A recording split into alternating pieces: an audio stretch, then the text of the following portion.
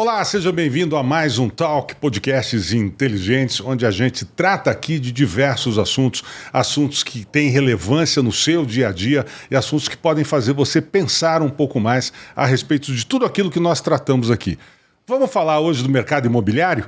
Meu convidado de hoje, Tiago Alencar, palestrante, corretor de imóveis de alto padrão, pastor, também especialista em condomínios de alto padrão aqui em Campo Grande, principalmente aqueles localizados lá entre os Damas, Alphaville e tal. E nós vamos conversar com o Tiago sobre esse mundo, né, esse universo, esse mercado do imóvel de alto padrão, que é realmente muito interessante. A gente percebe que Campo Grande tem fervilhado cada vez mais nesse setor e a gente vai trazer à luz aqui alguns temas interessantes ligados a isso. Tiago, bem-vindo aqui ao Talk Podcasts. Obrigado, Og. Estou me sentindo prestigiado em estar aqui com você. Com certeza, eu olhei sua estrutura aqui, é hoje o melhor podcast de Campo Grande. Estou muito feliz e que seja o primeiro de muitos outros. Com certeza. A gente faz o possível para fazer o melhor, acho que estamos conseguindo, viu, Tiago?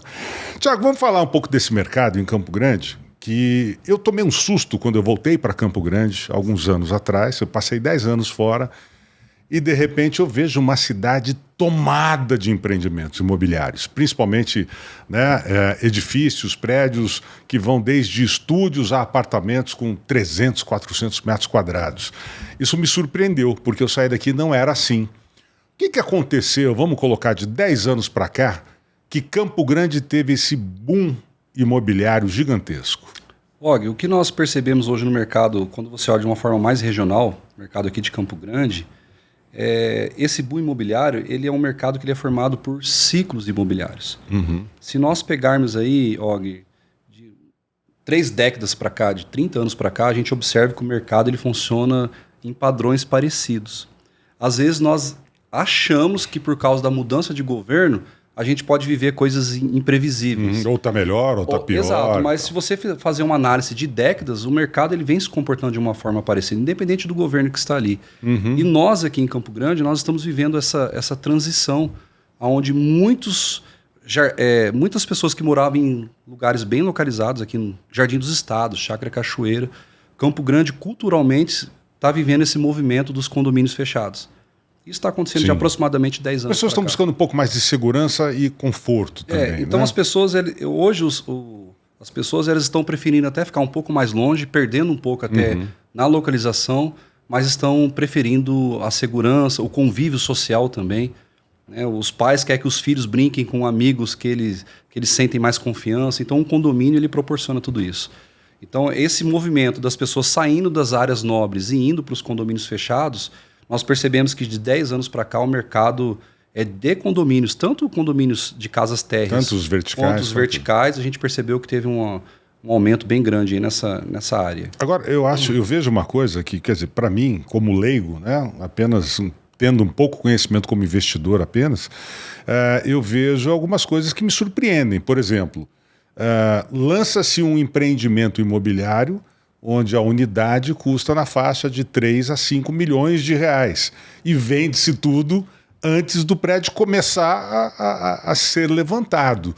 Quer dizer, esse nosso mercado está muito realmente distante de outras realidades, ou no Brasil também está sendo assim?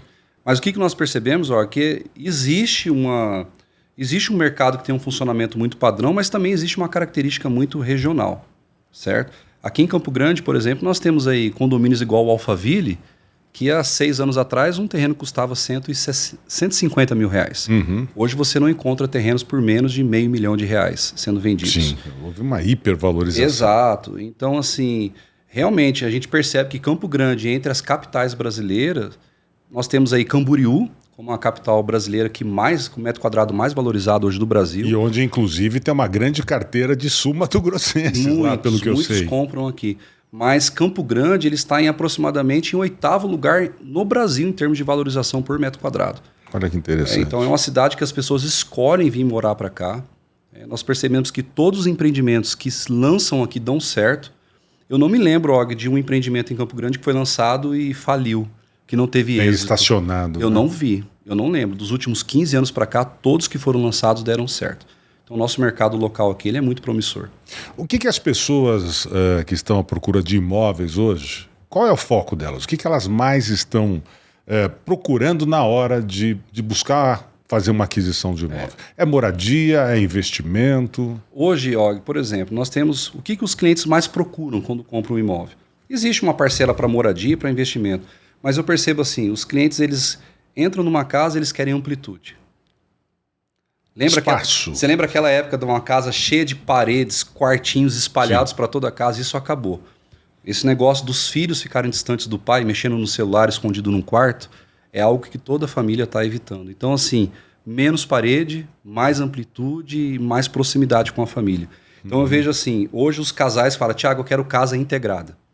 Poucas paredes, a gente quer estar enxergando todo mundo dentro da sala, casa. Cozinha, área de gourmet, tudo junto. É uma questão cultural. De 8 anos para cá, a gente percebeu esse movimento no mercado. Eles se apegam muito na parte de tecnologia. Hoje você chega na casa, ó, você coloca lá o dedo, uma impressão biométrica, a porta abre, você está deitado na cama, aperta um botão no controle remoto, as cortinas abrem e fecham automático. Isso não é uma questão só de custo alto, é uma questão de informação.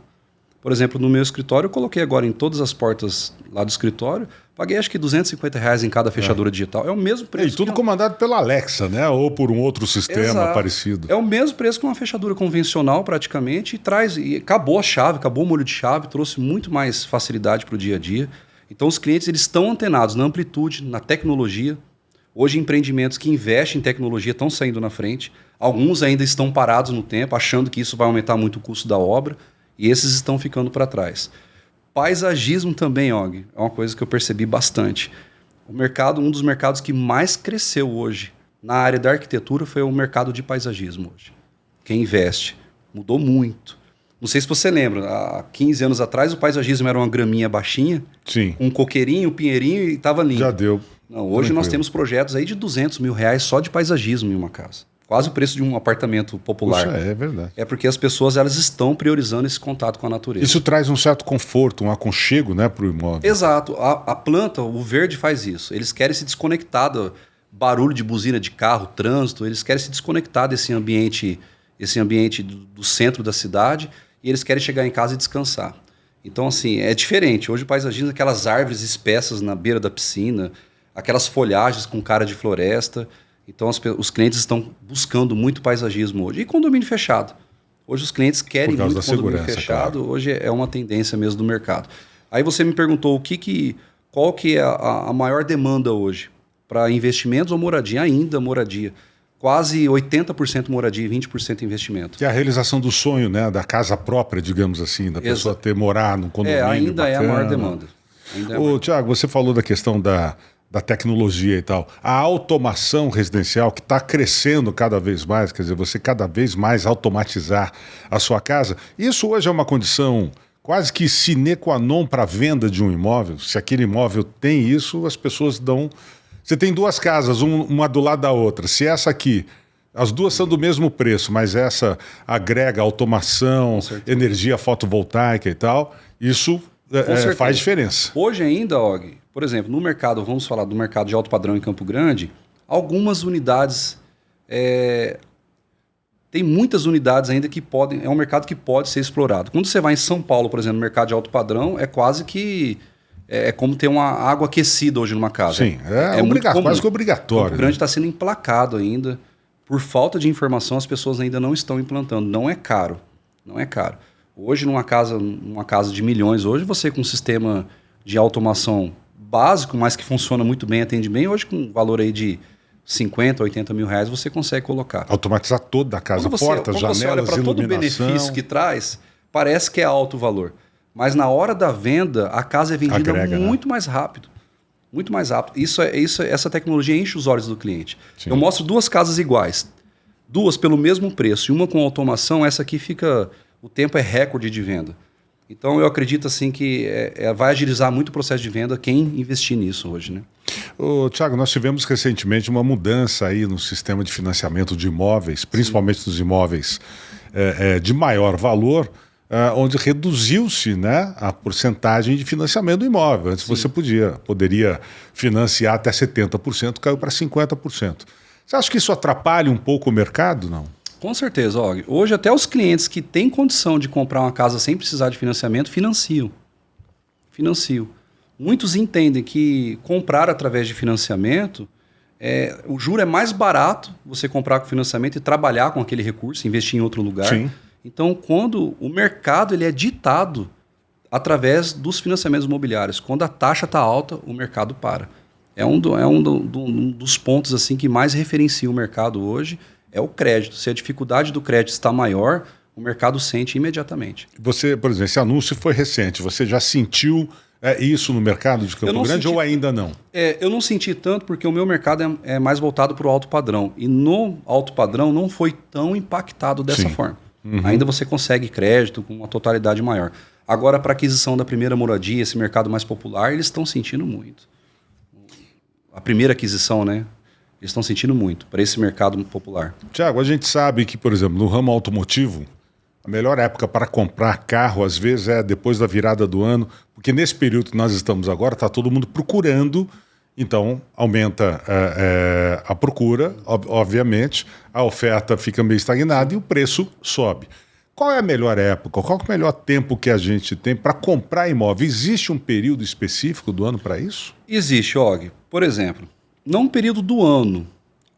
No final do ano... No final do ano o mercado fica mais aquecido. As pessoas têm aquela esperança que eles querem passar o Natal na casa nova ainda. Então a gente percebe uma movimentação maior e circula mais dinheiro também no mercado. Então aquece. Final do ano aquece o mercado. Mas se você olhar de uma forma, em termos de períodos, tem períodos, por exemplo, esse momento que nós estamos passando agora é um dos melhores momentos para você comprar imóvel. Talvez não seja o melhor momento para vender. Sim. Porque a taxa de juros está muito alta, Og. Sim. Acontece um movimento no mercado assim. Quando a taxa de juros está muito, muito alta, as pessoas compram menos. Olha que interessante isso. As pessoas compram menos quando a taxa está alta. Eu ia pagar R$1.000 numa parcela do financiamento. Com a taxa alta, eu pago R$1.500. O que o consumidor faz? Ele fala, eu não vou comprar agora. Não é o meu momento. Me endividar eu vou ficar de olho no mercado. Quando essa taxa baixar um pouquinho, eu compro. Só o que acontece, Og? A demanda não para de acontecer. O casal continua separando. Normalmente é a mulher que fica em casa, o marido que procura uma casa nova para comprar. Pessoas continuam nascendo. Nós temos aí quase 7 mil nascimentos. Os filhos vão crescendo, começam a querer ter aquela liberdade de morar fora. São 7 mil nascimentos por dia. Morrem 3.500 pessoas aproximadamente. São quase 3.500 pessoas por dia que precisam de um lugar para morar. Que é bastante, certo? Gente. Aí o vozinho, quando fica vozinho, os filhos saem de casa, cada um compra a sua casa, precisa de casa nova. Então, ou seja, a demanda não para de acontecer. A demanda não para, mas o mercado parou, mas a demanda continua acontecendo. Então vai se formando uma demanda que ela fica represada e fica todo mundo de olho na economia. No primeiro indício que tem ali da economia melhorar, ficar positiva, esse povo resolve comprar tudo junto. É aí que nós vemos esse famoso boom imobiliário. Então, ou seja, nós estamos no momento agora onde a taxa Selic está dando 12,25%. E vai subir novamente. E existe toda uma projeção para ela subir mais. Então as pessoas estão cautelosas para comprar agora. Eles compram menos. Mas nós temos investidores bem estrategistas que eles compram agora. Pessoas que conseguem entender essa profundidade do mercado, eles compram agora. Por quê? Quando a taxa de juros está alta, quem precisa vender um imóvel não vende, Og. Não tem proposta. A pessoa está precisando vender, ele vai ficando mais flexível. Ele baixa o preço do imóvel, ele fica mais suscetível à negociação. E nessa hora nós encontramos oportunidades. O mercado para, mas tem investidores que compram mais agora do que em outras épocas. Porque ele faz conta, ele fala, mesmo que se eu comprar financiado, a economia ainda vai valer a pena. A economia que eu tenho no valor da compra é muito menor do que aquela que eu teria se estivesse pagando uma parcela baixa, porque o juro estava baixo. Então, assim, eu tenho casos reais de avaliação aqui, com um laudo técnico, com preço por metro quadrado, de casas que valiam 2 milhões e estão sendo vendidos por 1.400.000. Assim, uma coisa assim... Que é uma boa diferença, um belo desconto. Não, você vê casas 30%, 40% abaixo do preço. Aí a pessoa tem uma falsa sensação, fala, eu não vou comprar porque o juro está caro. Mas ela, às vezes, ela não se atenda tecnicamente... Que ela pode ganhar no valor. A casa está 300, 400 mil, está 30% mais barato do que o valor que seria praticado. Entendeu? Então, assim, é uma forma da gente medir o mercado. Estamos vivendo um bom tempo para comprar. Investidores agora que ficarem atentos no mercado. E eu conheço vários aí. Mas bom para comprar para o investidor. Não para aquele que quer ter a sua casa própria. Até para aquele que quer ter a sua casa própria. Porque quando você coloca na balança, a conta fecha, Og. Só que você não tem que comprar casa pelo preço padrão. Você tem que encontrar oportunidades. Sim. É que esse momento favorece, você encontra mais oportunidades. E o nosso mercado está assim, de uma certa forma, nós temos opções hoje, tem bastante imóvel no mercado de alto padrão para venda? Por exemplo, o mercado, por exemplo, do alto padrão é visível, Og. De 6 meses para cá, baixou quase 15%, 20%. Quando você fala 20%... Bastante coisa, em 2, 3 milhões? Em casas de 10 milhões, 5 milhões é muita coisa. Em casa de 2 milhões, que é um ticket médio comum, você vê descontos aí de 400, 300 mil real. Eu tenho várias pessoas que falam comigo e falam, Thiago, eu quero só tirar o valor do investimento, eu quero capitalizar novamente para continuar. Hoje está compensando mais, ó, você comprar uma casa em uma boa oportunidade do que você comprar um terreno e construir. Eu sempre ouvi falar, né, que o imóvel sempre é um investimento que vale a pena, Sim. comprar o imóvel e ter. Mas assim, ele vale mais a pena para quem é um investidor, porque o investidor vai comprar o imóvel e vai fazer ele gerar dinheiro. Sim. O comprador que quer a casa para ele não vai conseguir fazer esse imóvel gerar renda para ele. Às vezes não é meio insensato a gente pensar da seguinte forma, falar, puxa, mas vou colocar 2, 3 milhões em cima desse imóvel, vou sentar em cima dele.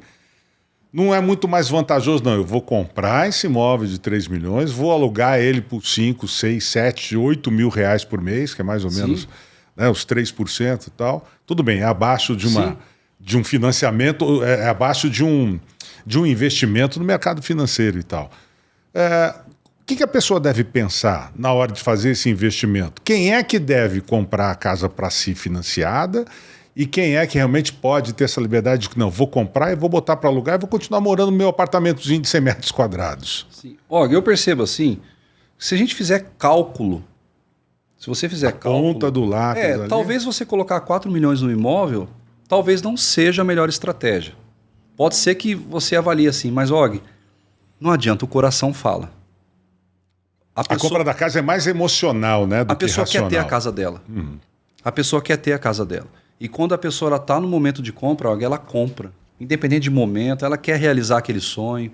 Então, mesmo assim, que ela se aperte um pouco ali. Você foi muito assertivo agora. A compra ela é emocional. Então a pessoa ela quer ter a sensação que ela mora no que é dela e também as pessoas querem deixar patrimônio. Às vezes a pessoa mora numa casa milionária a vida inteira, mas ele está construindo um patrimônio, porque tem filhos, tem herdeiros. Então ele pensa em deixar um patrimônio. Ele usufrui, ele fala assim, esse dinheiro é para mim, isso aqui não é para investimento. Esse aqui é o fruto do meu trabalho, eu vou morar nessa casa, eu sei que é muito dinheiro colocado aqui, mas é um senso de merecimento. Ele quer usufruir daquilo que ele conquistou. Tem a mão no peito e falar, isso aqui é meu. Ele não pensa, ele não fica pensando na rentabilidade que esse dinheiro daria. Sim. Ele separa aquilo para poder realizar o sonho, entendeu? Tiago, na pandemia nós tivemos um fenômeno, digo um fenômeno assim, um pouco diferenciado de anos anteriores, onde as pessoas descobriram, né, que os seus imóveis não era adequado para eles. Ou seja, passaram mais tempo dentro de casa e começaram a sentir necessidade de mais espaço, de ter mais um quarto, uma sala mais ampla e tal. Isso acabou gerando, né, um certo aquecimento do mercado imobiliário logo depois da pandemia. Esse efeito ainda, você acha que realmente ocorreu? E se esse efeito ainda pode ser sentido até agora? Og, é uma análise bem relevante que você fez. As pessoas, muitos migraram de apartamento para ir para casa porque não aguentavam o ambiente tão fechado. Mas um pouquinho mais, uma análise um pouquinho mais profunda, o que aconteceu na pandemia foi que nós conversamos aqui no início. Se a gente puxar numa série histórica, você pega lá 2006, 2007, nós tivemos ali a crise do subprime nos Estados Unidos. Sim. Que essa crise se alastrou e toda a economia mundial foi afetada por causa dessa crise. Olha que interessante, olha. 2007. Foi 2006, 2007 essa crise. Até 2008, um pouquinho 2008. 2008 começamos um processo de recuperação. Em 2009 nós vivemos o maior tempo imobiliário no Brasil. 2009?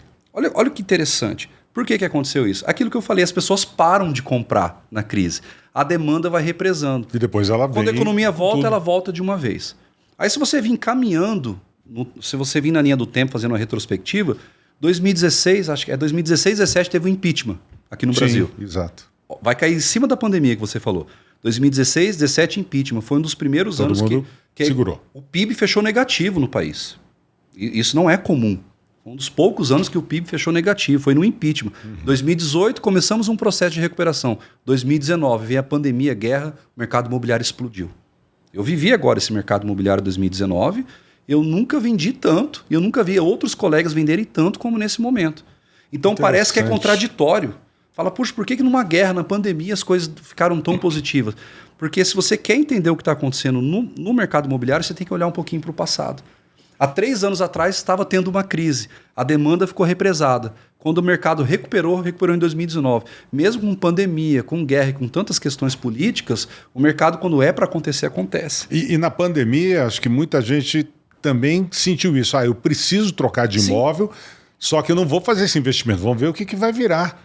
Né? Vamos esperar essa pandemia passar, que veio, os reflexos veio a partir de 2021, 2022, para cá, que veio esse grande boom novamente. Né? Nós surfamos de 2019 até 2022, foi os 5 anos aí de ouro do mercado imobiliário. Arquiteto, material de construção, corretor de imóveis, toda a cadeia construtiva funcionou. Não teve uma casa que foi anunciada que não foi vendida. Ó, parece exagero, mas toda a minha carteira de imóveis que foi anunciada nessa época, todas foram vendidas. E provavelmente um prazo muito menor do que antes. Né? Era assim, você anunciava uma casa, 3 meses vendia. Hoje o tempo para vender uma casa está demorando 9 meses.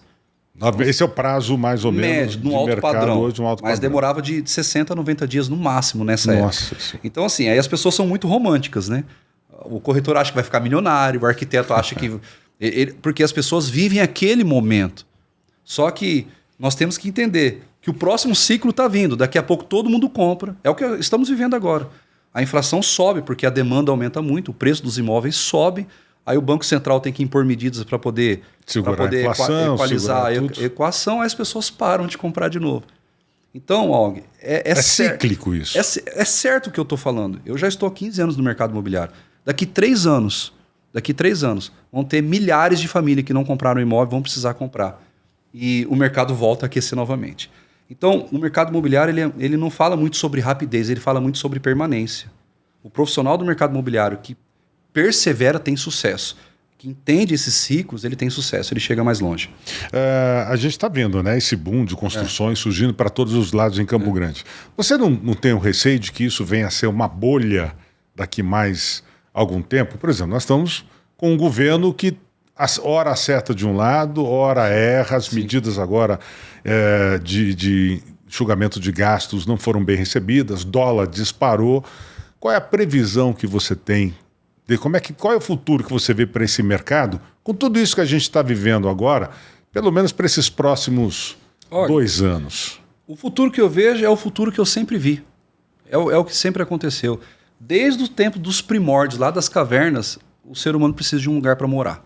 Uhum. É como a comida, a moradia é uma necessidade essencial do ser humano.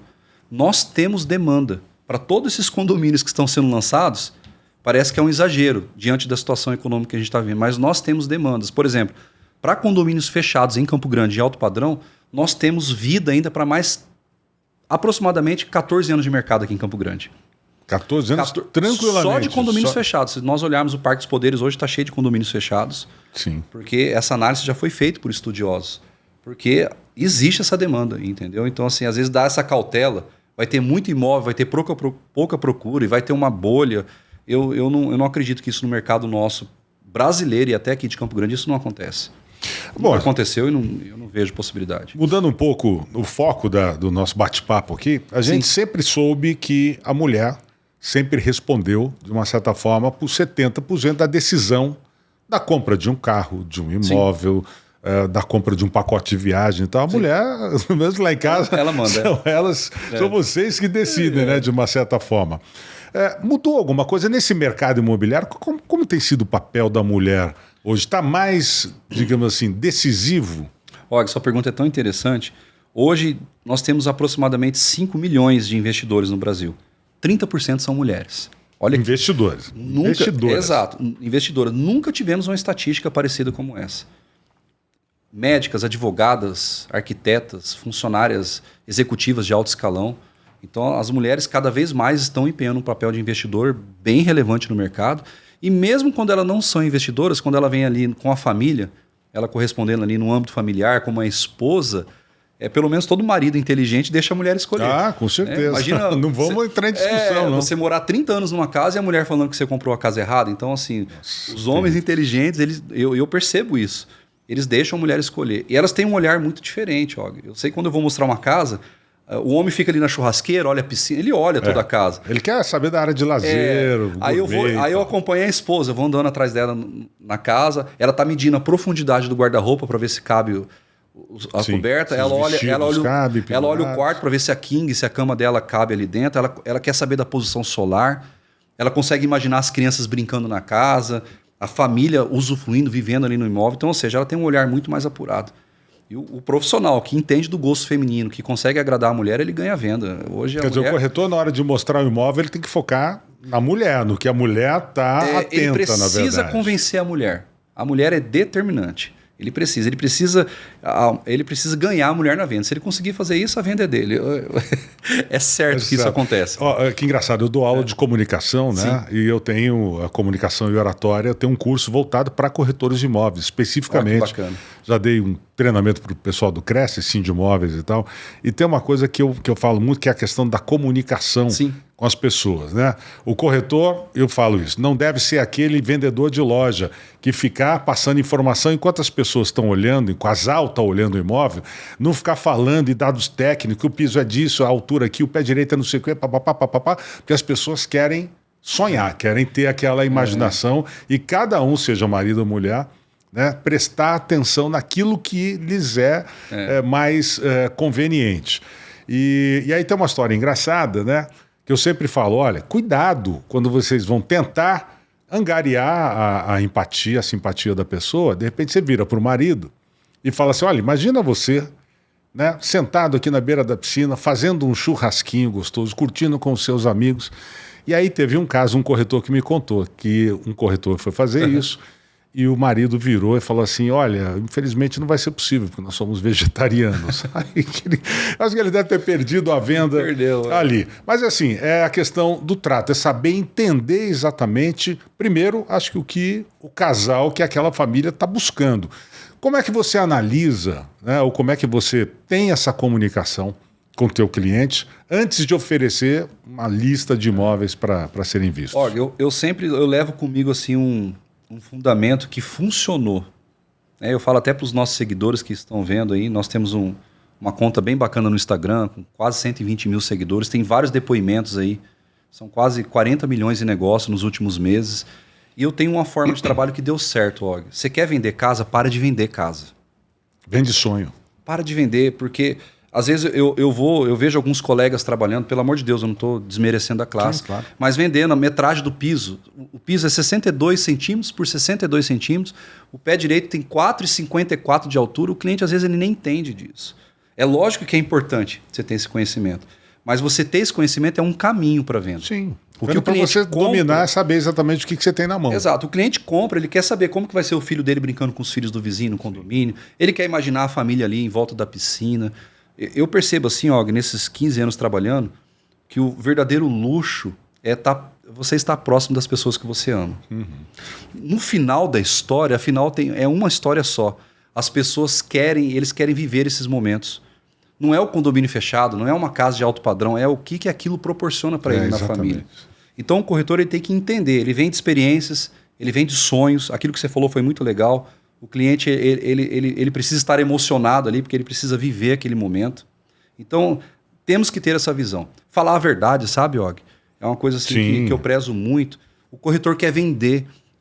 Até minha filha está aqui junto, minha esposa está junto. Eu, quando vou vender uma casa, eu falo os defeitos da casa. Eu acho que quem compra precisa saber, né? Para não ser enganado, eu falo os defeitos, até porque quando eu vou falar as qualidades, o cliente valoriza, ele vai ver que eu tenho credibilidade. Eu não estou querendo vender. Porque, Og, cliente odeia, desculpa a expressão, acho que é meio pesada até aqui, mas cliente odeia vendedor. Eu, quando esses call center me ligam para vender plano de celular, que é minha eu não aguento escutar. Vendedor de loja de sapato que você pede um modelo, uma cor, ele vem com 15 caixas de modelos diferentes, cores diferentes. O cliente não gosta de vendedor, mas os clientes querem consumir. Uhum. Então, a partir do momento que o cliente ele percebe que você não é um vendedor, mas que você saiu daquela posição de vendedor, ficou do lado dele, junto com a família dele ali, oferecendo, ensinando, mostrando os defeitos, dando todas as informações que ele precisa, você ganha a confiança dele. E se você ganha a confiança dele, ele pode não comprar aquela casa que você está olhando, porque você foi até honesto, você foi sincero. mas ele vai comprar uma casa com você porque ele te escolheu para ser o corretor dele. Com certeza. Então, você foi muito feliz quando você falou, né? É parar de vender características técnicas, vender experiências e não ser um vendedor, ser um consultor, trazer informações para o cliente. Isso é muito valioso. Ô, Thiago, existe diferença no perfil, por exemplo, de compradores? Ou seja, assim, diferença no perfil comportamental, né? Por faixa de idade.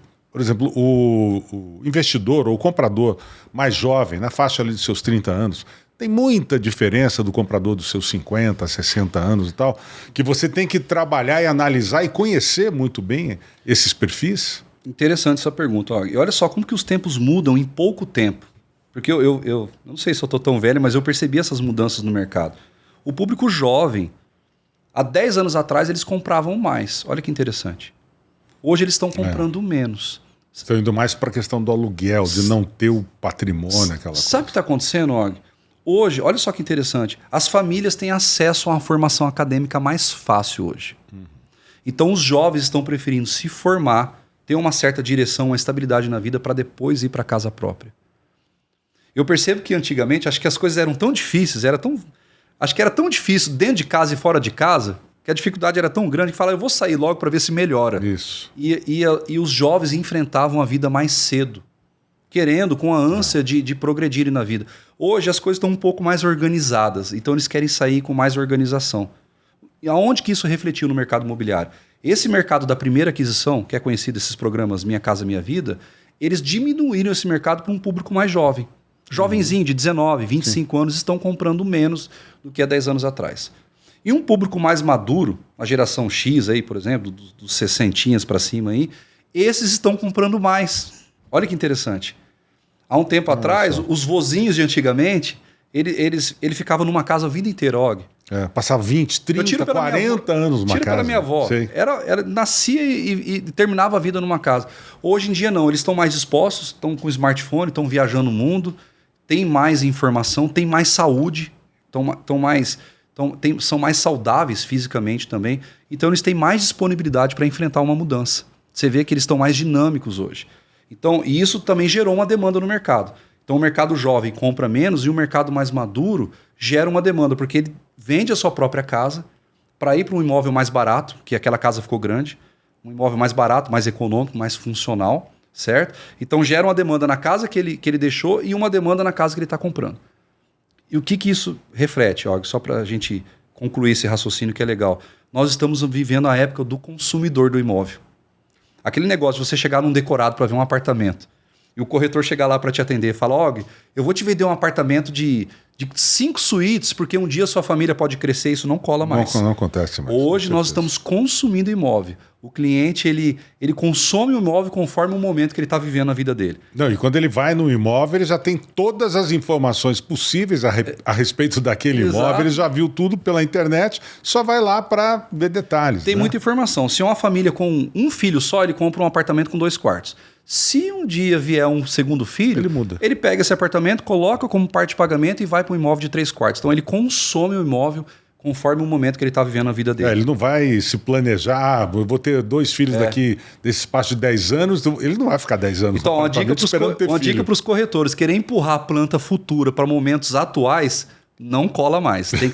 Você tem que oferecer aquilo que ele precisa para aquele momento da vida dele. Você falou, por exemplo, corretores, e como eu já tive, eu tenho esse contato direto por dar treinamento para corretores e tal, o que eu percebo hoje em dia?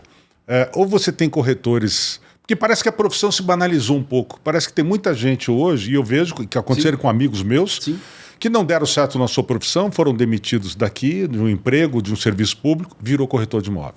O cara trabalhava com carro, não deu certo, virou corretor de imóvel. Ao mesmo tempo em que a gente vê macacos velhos já, gente muito tempo no mercado, que está meio acomodado, que parece que não está se preocupando mais. O cara quer vender um imóvel por ano, receber uma comissão de 200, 300 mil reais lá e se acomodar.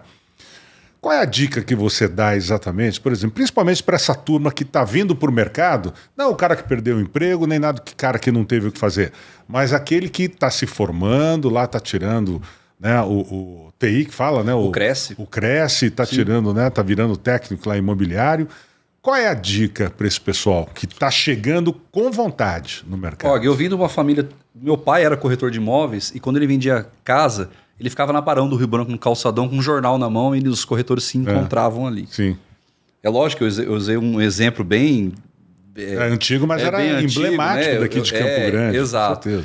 Mas quando nós olhamos para o mercado atual hoje, o corretor que não se especializou em redes sociais, Instagram, em mídias sociais... Não pode ficar de fora. O corretor que não faz bons vídeos e fotografias dos imóveis, o corretor que não faz isso que nós estamos fazendo aqui, o corretor que ele não se posiciona... o corretor hoje, ele precisa ter um posicionamento, ele precisa ter uma marca. Eu já trabalhei, por falta de experiência, teve uma época que eu vendia terreno, chácara, casa, apartamento e não vendia nada. Quer dizer, você se especializava em tudo. O corretor precisa ter um nicho, ele precisa se especializar, porque quando você se especializa, aqueles que ainda não entendem disso, eles acham que eles vão perder mercado porque eles estão deixando outras oportunidades. Sim. Mas naquela fatia de mercado, quando um cliente chega para você atender, ele te respeita.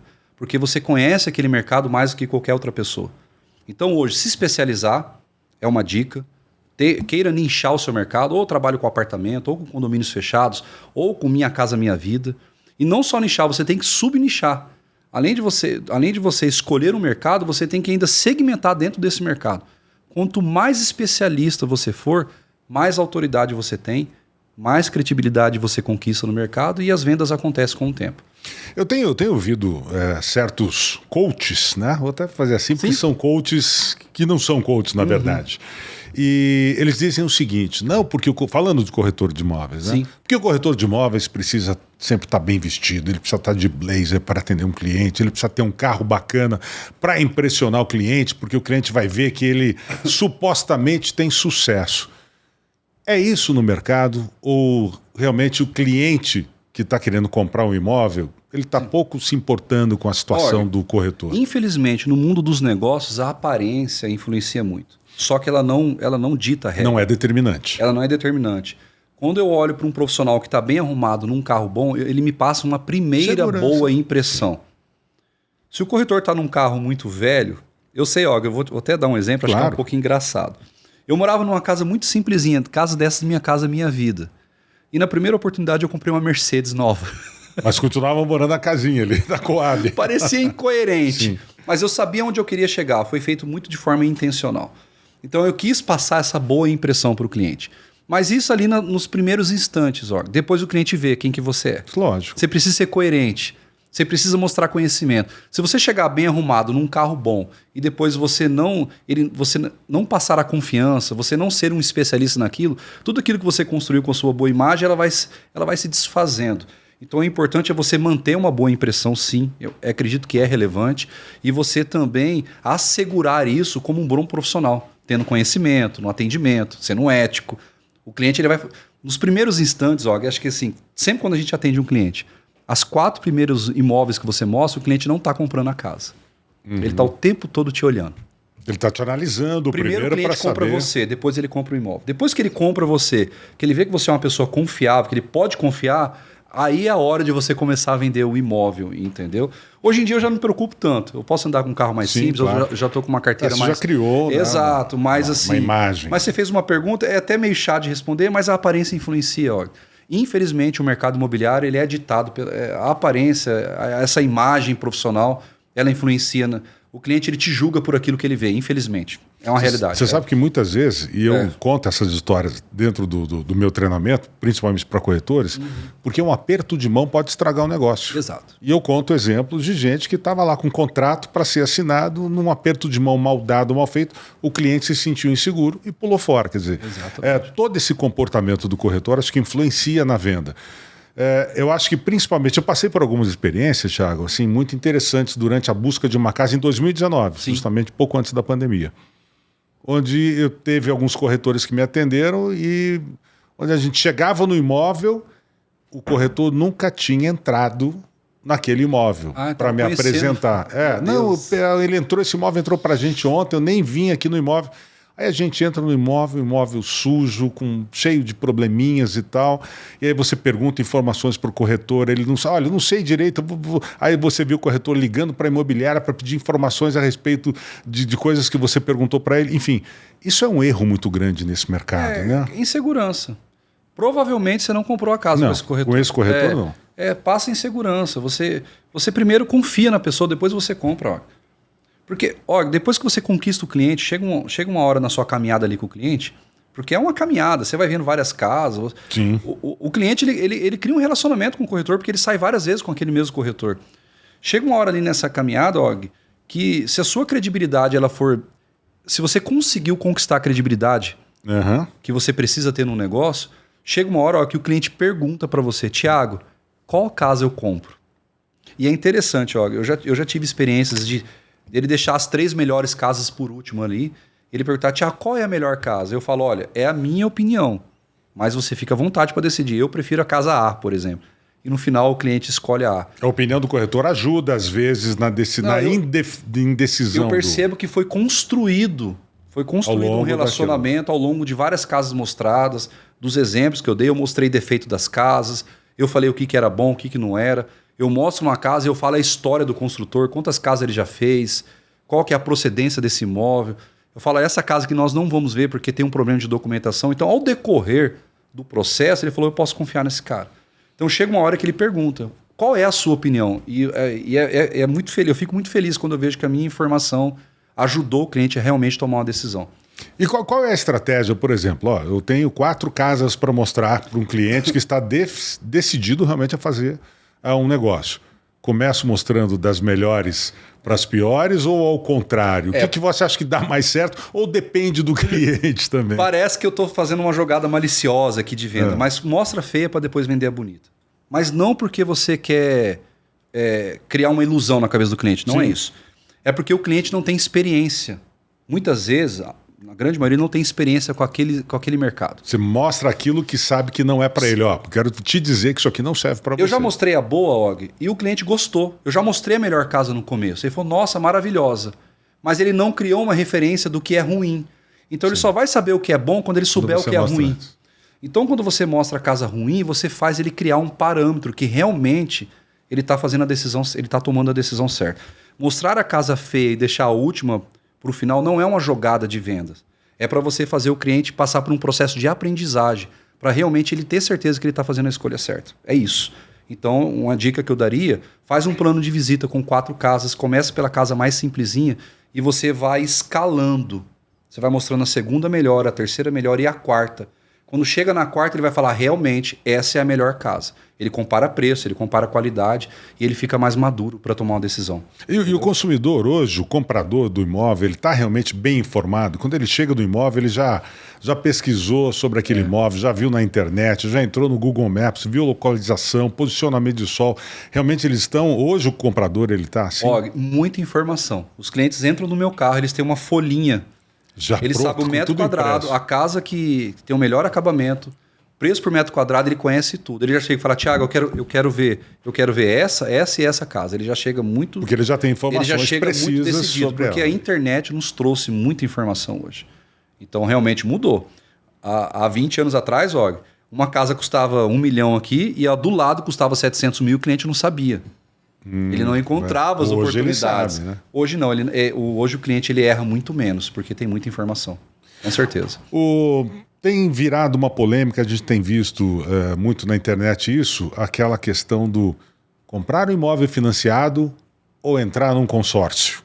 Né? Tem se falado muito, inclusive tem surgido muita gente de consórcio trazendo isso como vantagens, porque você compra uma carta de um consórcio onde você paga X de mensalidade hoje, aí você dá um lance de um dinheiro e tal, você consegue tirar, complementar depois.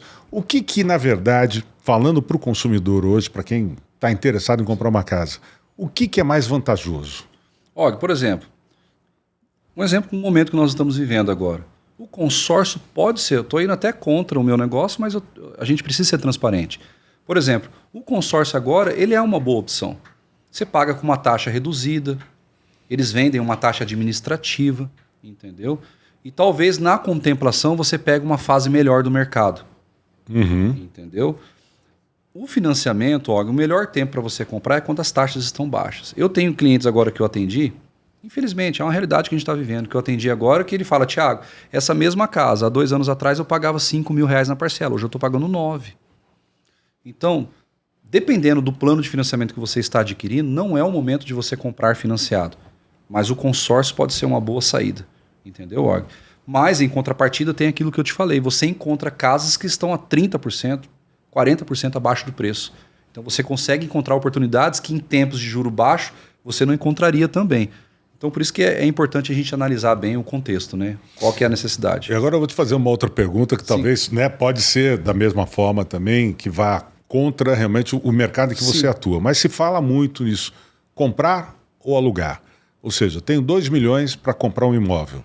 Melhor deixar esses 2 milhões aplicados e alugar um imóvel, né, que ele vai, onde eu vou pagar um aluguel muito mais baixo do que o dinheiro vai me render, ou comprar esse imóvel, contar com a valorização desse imóvel e tal.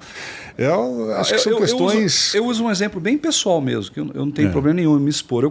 Nós compramos um apartamento, né, amor? Tem 2 anos. Pagamos 490 mil no apartamento. Hoje ele vale 950 mil. 2 anos. 2 anos. Bela. Quase 100% de valorização. E eu não estou valorizando porque é o meu apartamento. Sim. Real. Você vê anúncios na internet, eles variam de 800 a 1 milhão.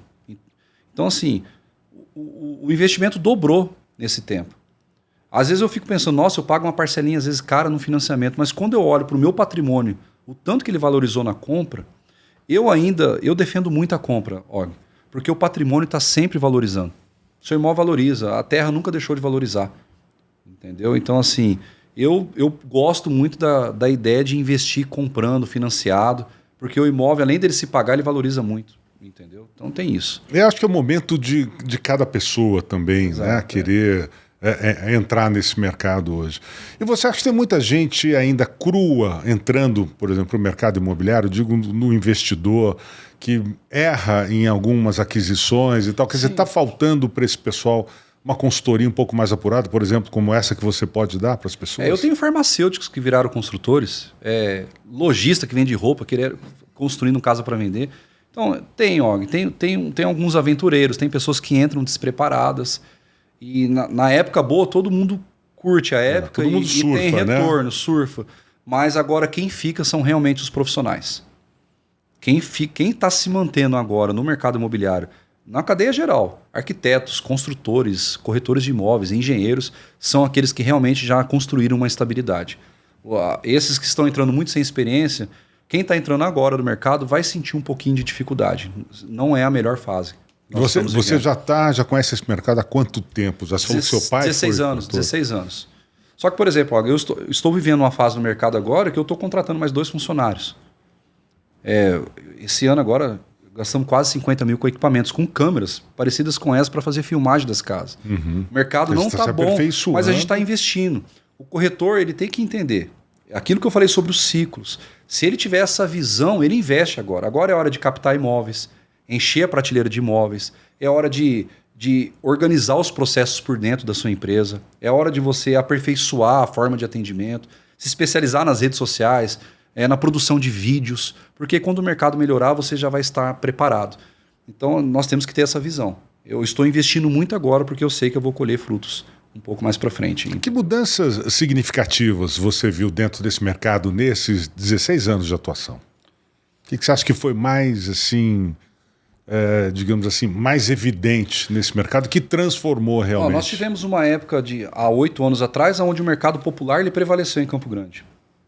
10 anos atrás. Foi quando foi lançado esses programas habitacionais. Minha Casa Minha Vida. Foi uma grande novidade, todo mundo descobriu isso, o mercado funcionou muito valores baseado. baixos, né? E nós vivemos agora de 6 anos para cá um mercado de médio e alto padrão vendendo como nunca.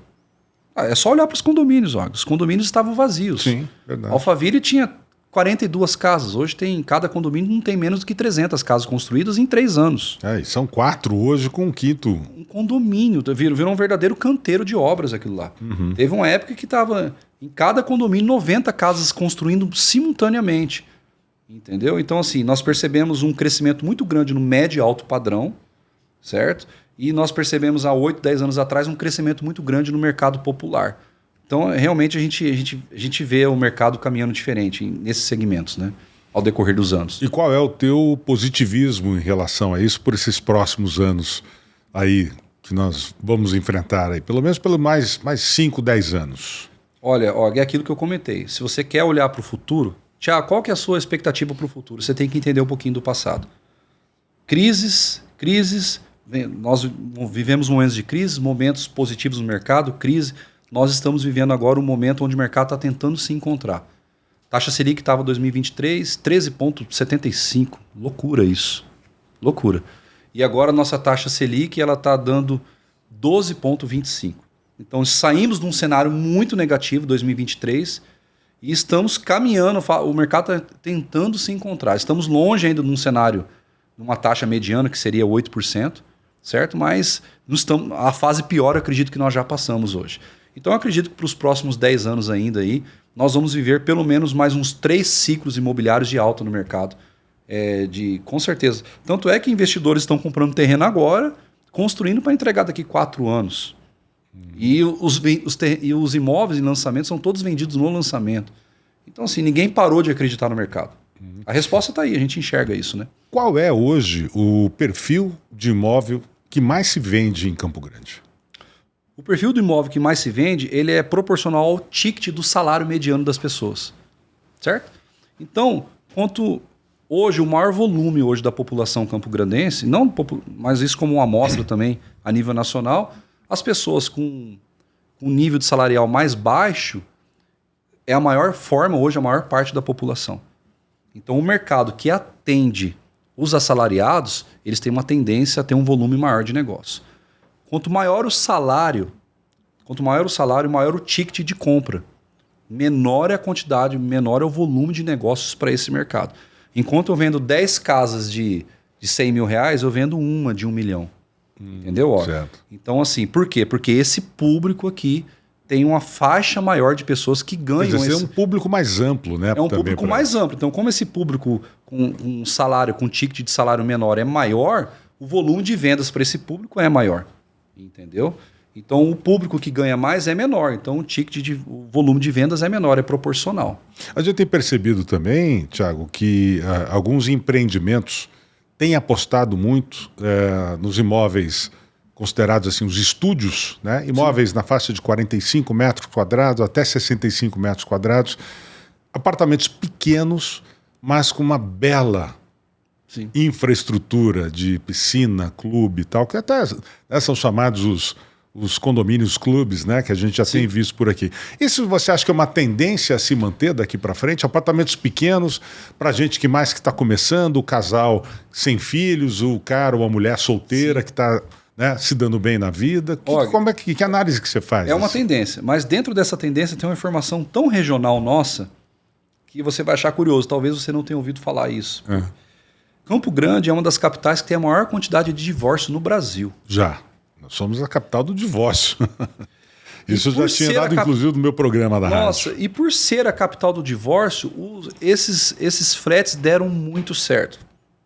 Investidores compram porque é interessante, as pessoas praticam Airbnb, que é a locação por temporada, mas nós vemos uma fatia muito grande de homens divorciados que provisoriamente procuram um lugar, até achar um lugar mais definitivo para morar, eles ficam nesses fretes. Porque a mulher, geralmente, separada, fica no imóvel da família. Sempre fica na casa e o marido que sai. Então a gente percebeu uma demanda de homens divorciados. Olha que interessante.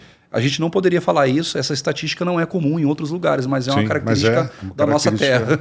Infelizmente, é uma característica nossa. Mas é uma tendência. Todos os flats que fizeram em Campo Grande hoje foi sucesso de vendas. E agora você acha também que ao mesmo passo a gente vê também esses imóveis de alto luxo, apartamentos aí na faixa de 3, 4, 5 milhões mais ou menos, ainda tem uma boa sobrevivência no mercado? Ou seja, vão continuar construindo imóveis nesse padrão? Você acha que tem mercado para isso também para os próximos anos? Eu percebo produtores rurais investindo muito nesse perfil de imóveis, mas eu percebo que o sucesso agora, a tendência agora são os condomínios verticais. São os condomínios horizontais, me desculpa. Os horizontais de casas. Não os verticais, de casas. Então, hoje, um cliente, um investidor, uma pessoa que quer comprar uma casa, que está disposto a investir 4 milhões numa casa, hoje de 10 casos que eu ouço, clientes que eu pego com esse perfil, ele prefere uma casa do que um apartamento. Então, uma tendência muito maior para condomínios hoje horizontais, para esse perfil de investimento, com certeza. E está crescendo cada vez mais, né? A gente tem visto aí que é um perfil de empreendimento que acaba ficando um pouco mais afastado das regiões centrais, né? Exatamente. Pelo tamanho, pela área que ele exige isso. Exatamente. Né? Hoje você olha casas maravilhosas aqui no Jardim dos Estados, mansões aí, sendo alugadas ou até vendidas aí. Você fala, nossa, essa casa ela merecia um valor muito maior do que esse. Mas é porque não tem demanda, as pessoas não querem mais. Virou clínica, virou escritório nessas casas, e as pessoas indo para condomínio fechado. Bacana. Tiago, como é que as pessoas te acham nas redes sociais aí para contar com a tua consultoria, o teu suporte aí na Tiago Alencar, .imóveis de luxo. Deixa eu confirmar. A gente vai colocar no rodapé aí uma tarjazinha, né? Com todas as informações do Tiago Alencar. E segue aí. lá, eu acredito que hoje o nosso perfil imobiliário é o maior hoje de Campo Grande. Não estou me exibindo, mas eu queria que vocês conferissem a nossa página, tem quase 120 mil seguidores. E as maiores novidades aí do mercado de alto padrão você vai encontrar ali. Que eu estou muito concentrado no Alphaville e no Dama. Bacana. E a gente tem que, na hora de... Como o investimento em um imóvel não é como comprar um carro, né? Custa 100, 150, 200 mil reais. Você está comprando uma coisa, um patrimônio que, de repente, pode ser para a vida toda. E precisa ter gente séria, gente correta, trabalhando com isso, para te dar o suporte necessário que você precisa realmente para poder fazer um bom negócio. Está aí o Tiago Alencar, né, que pôde ilustrar para a gente esse mercado que é sempre muito interessante falar sobre, adoro falar sobre mercado imobiliário, né, e espero que a gente tenha tirado todas as dúvidas. Está com dúvida ainda? Entre em contato com o Tiago aí pelas redes sociais. O Tiago pode explicar mais coisas, né, Tiago? Tiago, obrigado pela... Obrigado, Og. Você foi ótimo. Que gostoso estar aqui com você. Eu agradeço todo o carinho. Que bom. Muito obrigado, viu? E o Talk Podcast está aí à disposição para a gente falar mais sobre curiosidades desse mercado. Muito obrigado. Obrigado mesmo, viu? Um abraço, Tiago. Beleza. É isso, gente. Esse foi mais um Talk Podcasts inteligentes aí que, vez ou outra, está aí trazendo para vocês boas curiosidades e bons bate-papos como esse. Forte abraço. Se a gente não se vê lá até o final do ano, boas festas a todos. Feliz Natal, feliz Ano Novo e até a próxima.